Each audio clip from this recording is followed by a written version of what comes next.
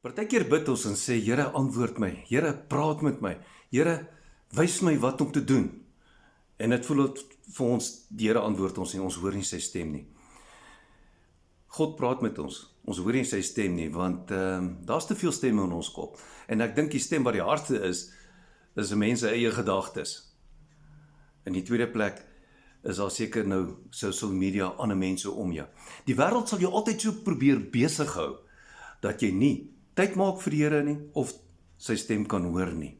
En hoe praat God met ons? Ja, natuurlik, primêr deur sy woord, in die tweede plek deur daai sagte influistering van die Heilige Gees se stem in jou gewete, volgens Romeine 9 vers 1, maar dan ook in die derde plek praat God met ons, deur dit wat hy reeds vir ons gesê het, wat ons nog nie gedoen het nie.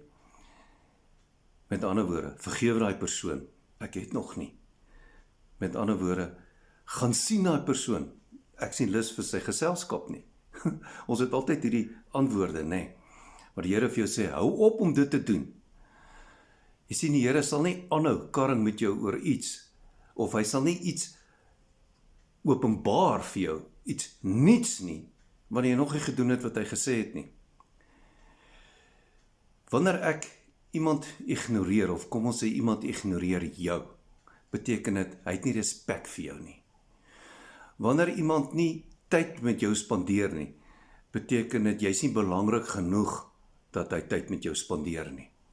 Die Heilige Gees is 'n gentleman, hy sal hom nie self afdwing op jou nie. As jy stil raak, en hom ignoreer, nie met hom praat nie, gaan hy net terugstaan.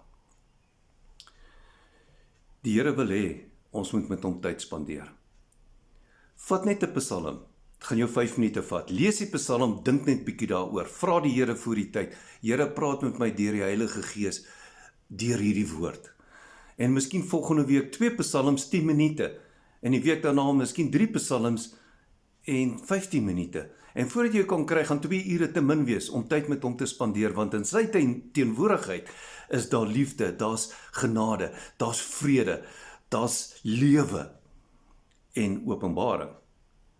En dit is wat God wil hê. Hy wil hê ons moet met hom tyd spandeer. Begin dit net te doen.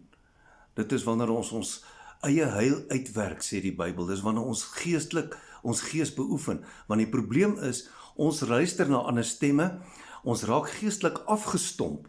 Met ander woorde, my lewe draai net om myself. En dan wil ek 1 of 2 keer 'n week dink aan God en geestelike dinge. Nee, ons lewens raak afgestomp.